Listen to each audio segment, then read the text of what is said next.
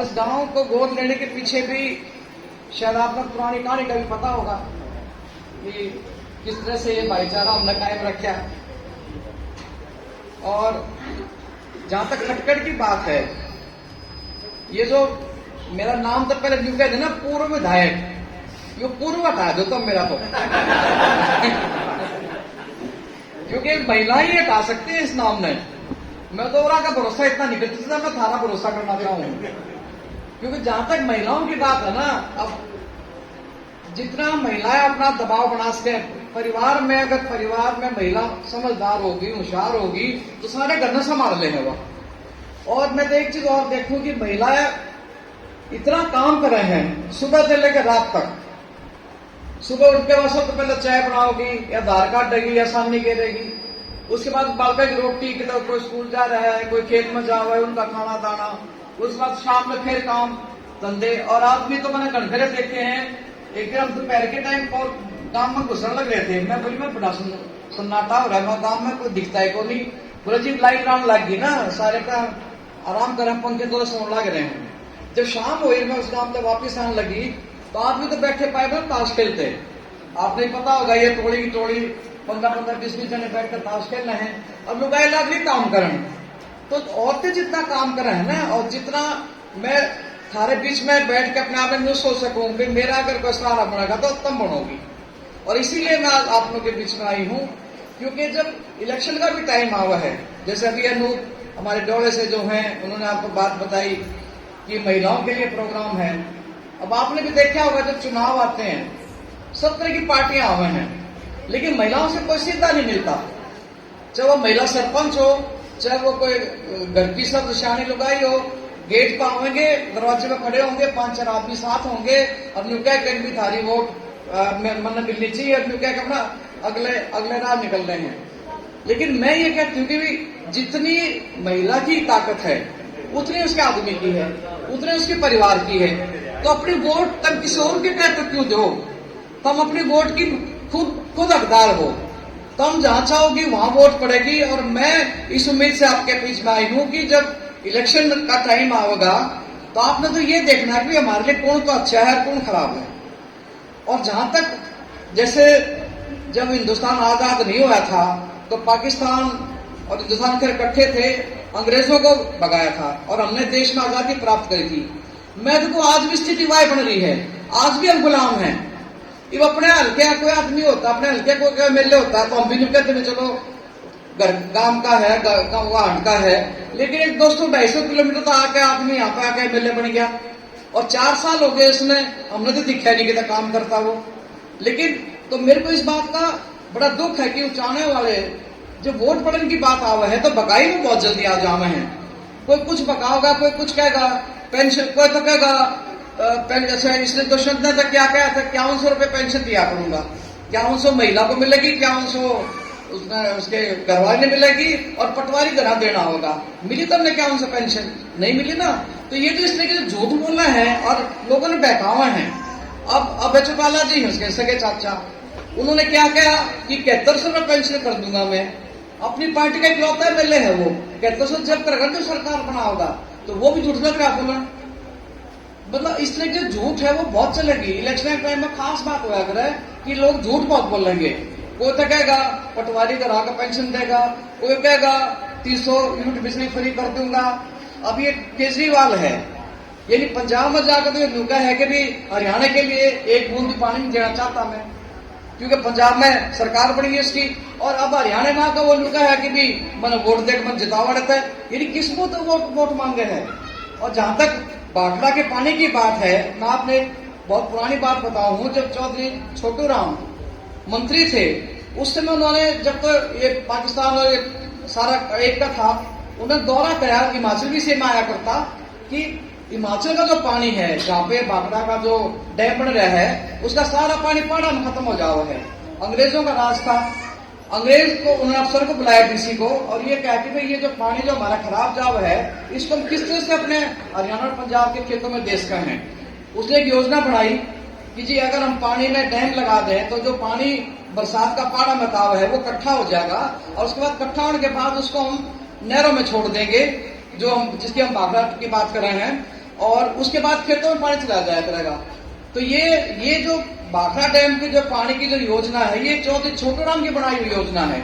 8 जनवरी 1945 को उन्होंने इस पर साइन करे थे और उसके बाद भाखड़ा के ऊपर बात चली और आज हम भाखड़ा के पानी के लिए हमने पानी नहीं मिलता, जो कि हमारा हक है।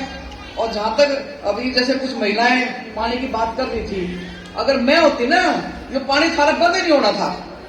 ये बंद क्यों हो रहा है इसका मेरे पास कोई जवाब नहीं। तुम भी समझो पानी क्यों बंद हो रहा है। यानी जो मेरे टाइम में जो काम अनाउंस हुए थे, जैसे उचाना का बाईपास है, महकमा दुष्यंत के पास है, एक ईंट नहीं लागने देता उन्हें, जबकि उसका मुआवजा तय हो लिया, जमीन की निशानदेही भी हो ली, सिर्फ काम शुरू होना है। लेकिन काम तो जब शुरू होगा ना, जब उसकी नीयत में मतलब नीयत खोटी ना हो। तो इसी तरह हमारा जो पेके का ड्राइविंग स्कूल है या ये बधाने का हमारा हॉर्टिकल्चर सेंटर है, जहाँ बच्चों की नौकरियां लगती, कोई पढ़ा है, कोई लिखा है, कोई कुछ बनाए, कोई कुछ बनाए, लेकिन सारे काम जो पेंडिंग पड़े, करोड़ों करोड़ों रुपए के काम है ये, जो कि मेरे टाइम में मंजूर हुए थे। और जहां तक ये मेडिकल कॉलेज की बात है, मैं जब दम्मा में जाया करती सुख में दुख में, तो मैंने बड़ा दुख आया करता जब मैं पूछती ना भाई क्यों कर मतलब गुजर गया। निबला जी 22-23 साल का था, बीमार था, 35 साल लेके गए, इस साल ने जवाब दे दिया, फिर चंडीगढ़ लेके गए, उन्होंने भी जवाब दे दिया, फिर दिल्ली लेके गए, कोई गणित की शाला होता गुड़गांव पहुंच गया, अब जी फिर 2 महीने आने फिर कर तो जी खाली हाथ घर आ गए। अब हमारा पास तो गया। नड्डा जो स्वास्थ्य मंत्री थे, उनसे मैं मिली, मैंने कहा जी हमारे जिले में कोई मेडिकल कॉलेज नहीं है, कोई मेडिकल की सुविधा नहीं है, हमारे पास भी डॉक्टर बन सका है, हमने भी अच्छा इलाज चाहिए, हम भी इंसान हैं। तो अब तो उन्होंने कहा कि मैं मुख्यमंत्री से बात करूंगा और चौधरी वीरेंद्र सिंह से मैं बैठ के डिस्कस करूंगा। उसके बाद ये तय होया कि मेडिकल कॉलेज बनेगा। तो मैं इसलिए भी उचाना में जाना चाहूँ थी। मैं दिल्ली के अफसरों से मिली, मैं रोहतक के मेडिकल कॉलेज में मिली, मैं चंडीगढ़ मिली, लेकिन वो बोले जी आपको उचाना तो कम से कम 40-45 किलोमीटर दूर पड़ा है और उसमें मेडिकल कॉलेज नहीं बन सकता। 10-20 किलोमीटर का भी पिच्चा होता था हम बना देते। तो लेकिन चलो अहमदपुर में मंजूर होया, आज बनने लग रहा है। कल हमारे बच्चे भी वहां कोई साइंस पढ़ेगा, मेडिकल करेगा, कोई डॉक्टर बनेगा, कोई नर्स का कोर्स करेगा, कोई पैरामेडिकल के लिए अपना कोई मतलब एडमिशन लेगा। और जब डॉक्टर अस्पताल बन जाएगा, बड़े बड़े डॉक्टर यहाँ पे आओगे, हमारा इलाज भी अच्छा हो जाएगा। तो ये जो इस तरह की जो चीजें है ना, तो हमने तो कभी मन में सोचा ही नहीं कि भाई अपने यानी अपना पेट पहले भरे और ओरा का बाद में सोचे हैं। हमने तो ये सोचा कि भाई हम सेवा भाव से आए हैं, सेवा हमने करनी है। लोगों के चेहरे पर खुशी होगी तो मेरा तो आपका मन खुश हो जाएगा। लोग अगर दुखी होंगे तो हमारा मन बहुत अंदर से दुख पावा है। और जहां तक चौधरी वीरेंद्र सिंह की बात है, आपने सबने पता है कि 72 में पहले इलेक्शन गया था, 72 से आज 2023 आ गया, यानी 51-52 साल हो गए। हमने ना तो कभी हल्का बदला, ना हमने कदे लोग बदले। लोग बदल गए वो एक अलग बात है, ये जिस सिर्फ तुम बदल रहे हो। आज यहाँ से कौन एमएलए है? दुष्यंत एमएलए है। आज वो कहाँ रहा है? डुमर खा रहा है। बताओ उसने डुमर खाया क्यों टोया और इतवारे क्यों उसने छाटा। तो ये जो इस तरह की जो द्वेष की जो भावना हो ना कि भाई इसका कुछ कर दूं उन्हें कुछ, हमने कभी इस तरह का भेदभाव नहीं करा। अपने मन से काम करा, दिल से लोगों के काम करे। और 65 के 65 गाँव कोई ये नहीं कह सकता अब तो क्या चलो नए सरपंच आए हैं फिर भी मेरे हल्के मेरे गांव में पैसे नहीं आए। मैंने कोई भेदभाव नहीं करा, चाहे वहां चौकाला का सरपंच था, चाहे किसी कांग्रेस का सरपंच था, चाहे किसी और पार्टी का सरपंच था, सबको मैंने बराबर पैसे दिए। जो सरकार पैसे देने वाली और आगे फिर जो काम हुए उनमें मैंने दिन रात लगन करी। तो इस तरह की जो चीजें हैं। लेकिन मैंने एक चीज मेरे मन में नहीं आई, मैं कहा महिलाएं 50% तो महिलाओं को ये कहते हैं कि तुम सरपंच बनस्तो हो, लेकिन कितनी गाँव हैं कोई आगे नहीं आता। अब एक जो नई चीजें शुरू करी है सरकार ने, इसी जुलाई से तो अगस्त लग गया कि जिन छोरे के ब्याह नहीं हो रहे और उनकी उम्र 45 तक रही है, उन्हें पेंशन मिलेगी। आपने पता होगा उसका यहाँ बहुत से बच्चे ऐसे भी हों जो जरा के जिनके ब्याह ना हो रहे हो। इसी तरह जिन महिलाओं जिन पुरुषों की महिलाएं नहीं है, उनका कोई रोटी कोनिया को नहीं, उनकी पेंशन बढ़ेगी। तो क्या करो रंडे रंडवे सब बराबर कर दिए पेंशन से उन्हें मिलेगी। और एक और बात बताऊं, अब सरकार ने एक नया फैसला लिया है कि गांव में डिपो है सरकार, ये जो राशन बांटा कर लो, महिलाओं को 33% का हिस्सा मिलेगा। इसमें 33% महिलाएं अप्लाई कर सके हैं और उनको राशन की दुकान मिल जाएगी। चलाओ उसमें कोई उसका छोरा चलाओ तो उसका घराला चलाओ, लेकिन घर में राशन की दुकान आने पर एक तो मतलब बढ़िया राशन देगी, गाँव वाले भी नहीं कहेंगे भाई अब इसने राशन कैसे डिपो मिल गया भाई, हमने अनाज भी अच्छा लग गया मेरा। तो ये इसमें महिलाओं का हमने आगे करा है कि 33% महिलाएं पहले तो वो है कि जो कोई विधवा हो ताकि उस बेचारे का गुजारा चल जाए। उसके बाद फौजियों का भी है, विकलांगों का भी है, मतलब कैटेगरी बना रखे अलग अलग। तो जो भी महिलाएं आपके परिवार में ऐसी हो जिन्हें लगता हो कि हम राशन की दुकान हम बिल्स का है तो बेशक अप्लाई कर दो। इसी तरह कल ये हमारे पास चिट्ठी आई है, ये जो बीपीसीएल है ये पेट्रोल पंप को लगा पूरे हरियाणा में, उसमें उचाना के भी कई हैं। तो मैं अगली बार लिस्ट ले आऊंगी कि उचाने में कहाँ कहाँ हम पेट्रोल पंप खोल सके हैं, उसमें भी हम आपकी मदद कर सके हैं। क्योंकि दिल्ली में 2-3 हमारे जानकार अच्छे हैं, आप जो बड़े बड़े अफसर हैं जो बीपीसीएल के एक तरह से मालिक के लगा लो, तो उनको हम एप्लीकेशन हमारे पास हम कहेंगे भाई इसको हम पेट्रोल पंप देना चाहो हैं, तो अपने सबने पता है पेट्रोल पंप की आमदनी बहुत हो है, तो वो भी एक नई चीज शुरू करेगी। वो तो खैर सेंटर का काम है, लेकिन आप लोगों को शायद पता नहीं इन बातों का, और कई चीज तो ऐसी हो जिनका लोगों को पता ही नहीं होता भाई एक चीज है। तो पेंशन का है, जिसका भी परिवार पहचान पत्र बना लिया है और वह 60 साल की है तो उसे धक्के खाने की जरूरत हो नहीं, घरा अफसर ने पता लग जाएगा मैंने अब भैया इसकी उम्र 60 साल हो ली और इसकी पेंशन बढ़ाओ ना। तो मैंने इसी भी देखा है लोग जी मैं तो 65 की हो रही हूँ, मेरी पेंशन पहले बन रही थी कट रही है, ये क्यों कट गई मैंने न्यू नहीं बेरा। तो इसके लिए भी हम पूरी आपकी मदद करने को तैयार हैं। और जहां तक लड़कों की बात है, बच्चों की बात है, यानी एक नई शुरुआत हो रही है अपने हल्के में लगा लो, पूरे हरियाणा में लगा लो कि विदेशों में जाने का वहम हो रहा है लोगों में कि बस विदेश में चले जाओ, नौकरी तो है नहीं। कोई अमेरिका जाने की बात करे, कोई ऑस्ट्रेलिया जाने की बात करे, कोई इंग्लैंड जाने की बात करे, कोई किसी और देश में जाने की बात करे, और वो सीधे तरीके से नहीं जाते हुए वह जावा है गलत तरीके से। यानी माँ बाप पे आधा एकड़ 1.25 एकड़ जमीन है उसको बिकवाने की मैं धक्का कराए, वो बेचनी पड़ जाए। अभी पता लगे गलत तरीके से ना उसका पासपोर्ट बनने देते हुए जो मतलब भेजे ना विदेश में, ना वो वापस आ सकता, लेकिन फिर भी जान लग रहे हैं। माँ बाप भी लाचार है कि करेंगे, जो बीमारी पंजाब में थी वह हरियाणा में लग रही है आहिस्ता आहिस्ता। इसी तरह जो पंजाब में जो ड्रग पिया मतलब इस्तेमाल करा करते वो हरियाणा में भी आने लग गया धीरे धीरे, क्योंकि बेरोजगारी इतनी बढ़ रही है। तो ये जो सब चीजें हैं इन चीजों का हमने पूरा पता है, लेकिन क्योंकि आज ताकत से हम बाहर हैं, दुख तो बहुत पाव है, लेकिन करेंगे। यानी अब जैसे सरपंच साहब ने 4-5 डिमांड रखी, तो मैंने ये कह रही थी जैसे ओपन जिम है। अब मेरा लड़का आप सबने पता है कि बहुत बड़ा सरकारी अफसर था वो, जो सर उसने एक बार में गई थी भाई नौकरी बहुत कर ली, अब तो सेवा के भाव से अपना इस्तीफा दे और इलेक्शन लड़ ले। उसने इस्तीफा दिया ना, तो उसके तो 12 साल तक नौकरी के रह रहे थे। आईएएस अफसर बनना कोई मामूली बात नहीं होती, पूरे हिंदुस्तान में 9वां नंबर आया था उसका जब उसने आईएएस के पेपर दिए थे। और आज उसकी लड़की विदेश में पढ़ने लग रही है, इंग्लैंड में, वो भी मेरिट के ऊपर पढ़ने लग रही है। तो यानी हमने हमेशा ये सोचा कि कुछ अच्छा हमारे से हो जाए। तो ब्रजेंद्र सिंह आज हमारे बीच में एमपी हैं, तो मैं सरपंच साहब को कह रही थी मैं 1-2 लाइन सांसद महोदय के नाम से लिख कर दे दो, ओपन जिम तो वो दे देंगे। आज भी उन्होंने पता नहीं कितने तो ट्रैक्टर बांटे हैं, कितने ये पानी के टैंकर बांटे हैं हिसार में हाजिर हो। तो जब आप लोग की डिमांड आएगी, चाहे तो आप खुद मिल लो सरपंच साहब से, खुद मिलना चाहते हो उनको दिल्ली, या फिर मेरे को दे दें तो हम अपने आप बात कर लेंगे। तो 3-4 और काम है छोटे छोटे, अपना यहाँ बुलाओ और भी अच्छी बात है।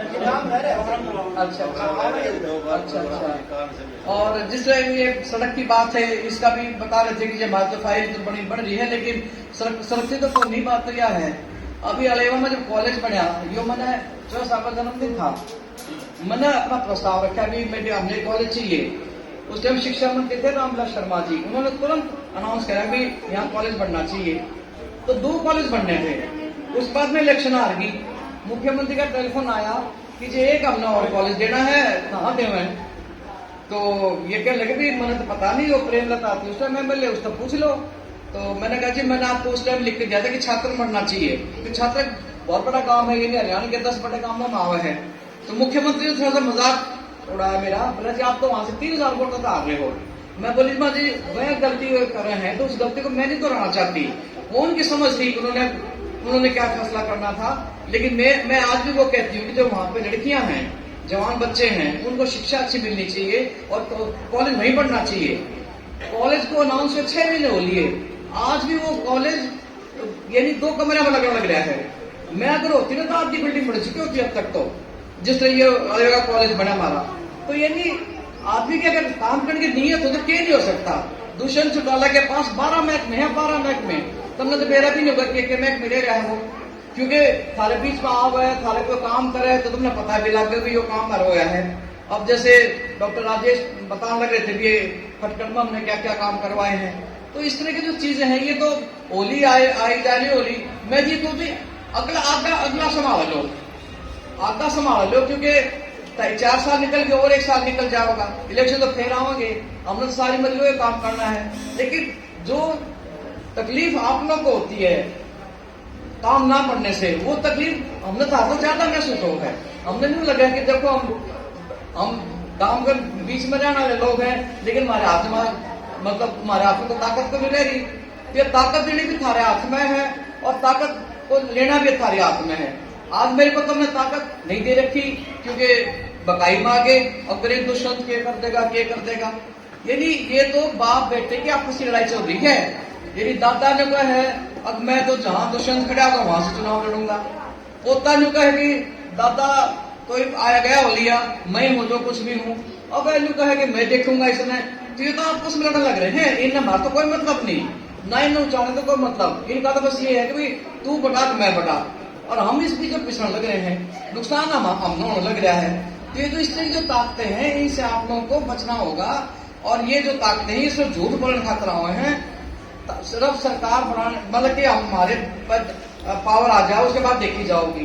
अब ये कंडेला कांड जब होया था, आप सब में पता है, ओम प्रकाश चौटाला जब यहाँ से मुख्यमंत्री बने, उन्होंने क्या वोट की थी कि बिजली के बिल पाड़ दियो, बिजली का बिल था माफ, और कोई बिल आ जाए तो उसके पाड़ दियो। तो बिजली का बिल जब आया होगा पे वो पहुंचे चौटाला साहब के पास, पीछे देखो जी बिजली का बिल आ रहा है।